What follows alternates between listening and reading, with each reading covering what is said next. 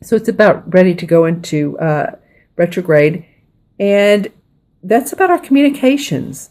And for me, every month, every Mercury retrograde, I kid you not, it's something about my electronics. It's either my phone, my computer, my printer. And so this time it was about amping up the megabytes for my Google Drive so that I could send recorded Skypes or Zooms to my clients, video and audio. And I needed to amp that up from 15 megabytes to 100, and it was only $1.99. So to be able to continue my work with such a low expense, and I don't mean that I wouldn't have continued, but that just made it so easy. Okay, I can handle $1.99, right? And so I'm grateful for that.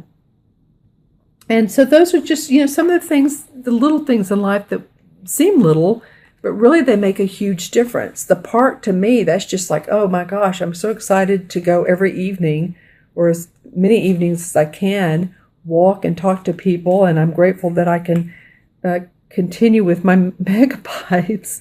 So there's so many things to be grateful for. And all I'm saying is by doing that, it helps us make this easier shift. It helps us create a life with more compassion, more understanding, to be more open, and to receive what we want and what we need in our material world.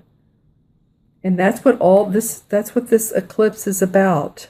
We're really going to be changing things, my friends. Okay, so I just wanted to go over that. Also, Jupiter goes into Libra on September 9th. That's about our relationships. Lots of new things that we're learning in humanity. But in the end, it's all going, not in the end, as we go. It's a journey. As we go, it will all be good. And that's another thing I do want to say. This is going to come in stages about this life purpose and changing. So just trust and know. Just trust and know. Adapt to changes. All right. Just adapt. Because a lot of people are either losing their jobs or changing jobs. And so we're going to adapt to a new way.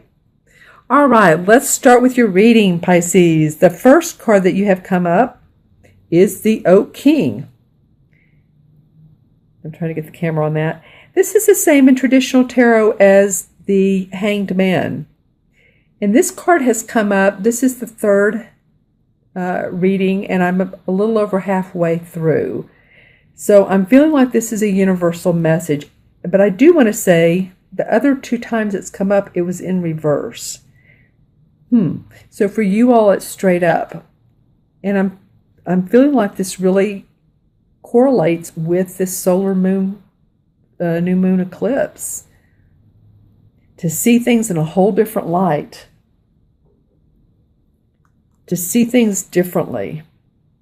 How can I change it? How can I make myself more inspired? And you see how he's holding this wand, and on the ground is a circle with the figure 8 or the infinity sign. So he's wanting to reach his goals. And so he's grounding. That is one thing he's doing. He's grounding, which is a good thing to do. So that he can actually, and you know what I say often, actually bring the intuitive insights we get into plant into Mother Earth, is what I'm saying, and be practical about it, and to ground it so that we can manifest what we want. So the Hanged Man to me is not a bad card. It's just seeing things in a different way. Just seeing things in a different way. This is, to me, feels like a positive Hanged Man. He has a lot of nature around him. He has the bird. He has his horns on, so he still feels powerful. He's just looking at things of how I can do this differently. Taking a pause, meditating. Again, I was talking about meditating. That's important for you guys. The next card that comes up, I love this for you, is the Ten of Pentacles. And this is a pretty amazing card.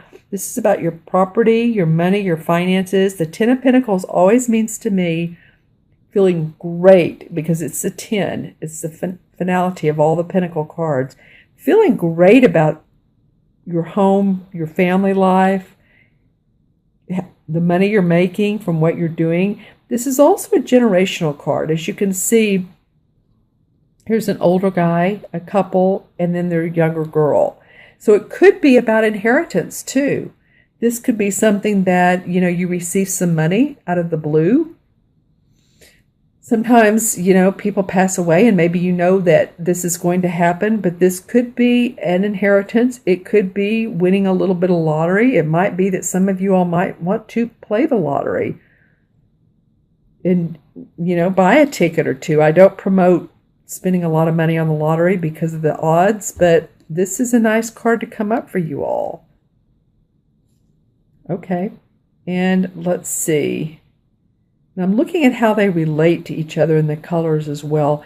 This one is the only one that has a lot of really red and pink in it. That's nice. A lot of the others have the green. I can't wait to get to the last one. So this feels very cheery. It looks like almost cherries up here. That feels good. And moving on to the next card, that is the Eight of Wands. And usually in traditional tarot, as you know, the Eight of Wands are like 8 wands flying through the air like this, this way, but there's 8 of them. 8 of them. So, this one's different. She's sitting down in a meadow surrounded by a forest. She has all of her wands laid out and on looks like a leather cloth, feeling very proud of them. And so it's not like they're moving, but she's contemplating the great job that she's done and feeling like she's ready to add to that and to move on. So some of you may be moving into a new position, a new company that you love. You may be opening up your new business. You may be relocating, traveling. Something that inspires you, though, because the wands are about our creative inspiration and 8 is about forward movement. So something that really inspires you. That's fun. You have some. And then look at the 4th card. Oh my gosh, this is the World Tree. This is the same as the Universe, which is the last card of the major arcana cards. So as you know, the story goes that the major arcana starts out with the Fool card. And the Fool is a child. He's on his journey. He doesn't know where he's going in life, but he has the Emperor and the Empress as his mother and father, the Hierophant school, and he, sometimes trips and falls and needs to let things go, like the Tower. There's the Lover's card. He gets married, and there's blips and good things along the way, but what comes out, the last card, is enlightenment. Is enlightenment around your intuition and what you're manifesting in the world. So as you can see, here's the moon. The moon is always about our intuition. The sun is always about our physical manifestation. And this is like the tree of life. And you're combining the two together. You're bridging the spiritual and the material together. This is an awesome card, Pisces, to come up for the 4th card. You really had some good ones. This is about taking a meditation or pause, but wow. And I feel like, a lot of you really do understand this and you get this. And I'm looking at how this card sort of goes into the tree. So as she moves forward, you're moving into abundance and light, some of you. This, of course, is for Sun, Moon, and Rising Pisces. Take a look at your moon your moon and rising sign if this doesn't make sense, but it will to some of you. Yeah, this is awesome. This is new hope, enlightenment, universal protection, angels. Look at the beautiful bird here with the sun. I love that. He's like a gorgeous bird who's opening up his wings to more creativity, more tree of life. And then the serpent here is really the serpent of life. He's wrapping himself around the tree. So I'm really enjoying this for you guys. And I want to draw a clarifying card to see how and why this is coming up for you, or just a little bit more. Okay, so the Seven of Rods came up. It might be that you've had to defend some of your ideas or your work. But because you've done that, there's new hope, and you're excited about that. You've had to be strong. The Strength card comes up.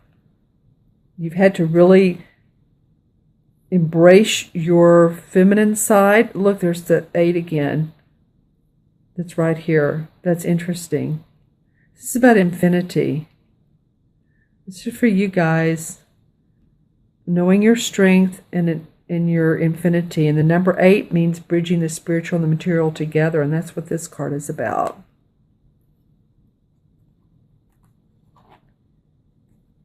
And the Page of Rods. So you've had some new creative inspiration. Awesome. Awesome. I'm going to add up the 4 original cards for you. Trying to get this straight. So here's the Oak King, which is the same as the Hanged Man. It's 12, and 10 is 22, 8 is 30, and 30 and 21 is 51, 5 and 1 is 6. In numerology, 6 is about love, family, responsibility, beauty. A lot of times, 6 life paths can be of service to others. They also love the beauty of their surroundings and their home, and decorative components and accessories, and bringing things into the home that just helps it makes it feel more luxurious and comfortable. It's also about taking care of yourself. I would like to see, since a lot of six means giving to other people, so make sure that you give to yourself as much.